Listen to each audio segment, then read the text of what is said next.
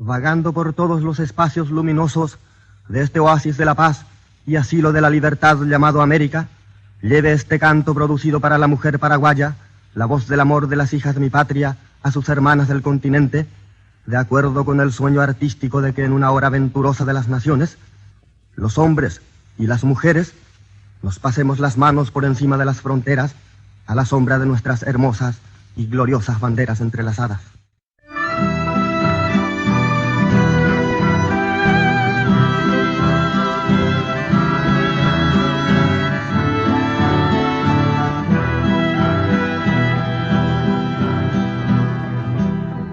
Soy la sencilla mujer paraguaya de trenza florida, de un templo del arte y vergel de natura yo traigo el amor, y en música pura la voz de una raza que vuelve a la vida, con ritmo que marcan el ave canora, la estrella y la flor.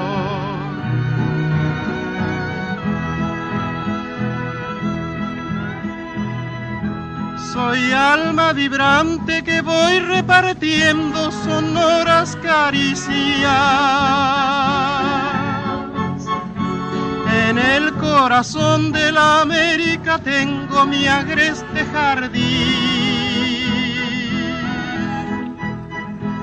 Me dio desde el cielo del trópico hermoso el sol de las Indias. El fuego en que nace mi canto de ardiente pasión guaraní.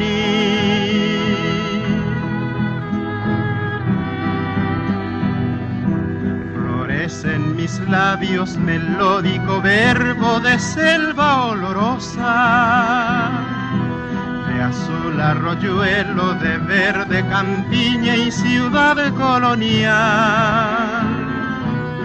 Vibra conmigo la cuerda del arpa riente y llorosa, en dulce y alada canción de la tierra que aroma el yerbal.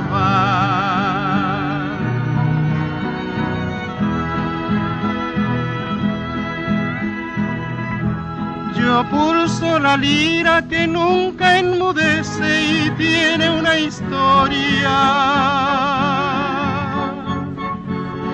lengua armoniosa de virgen artista, heroica y gentil. Y rimo cantares que endulzan el santo dolor de mi gloria,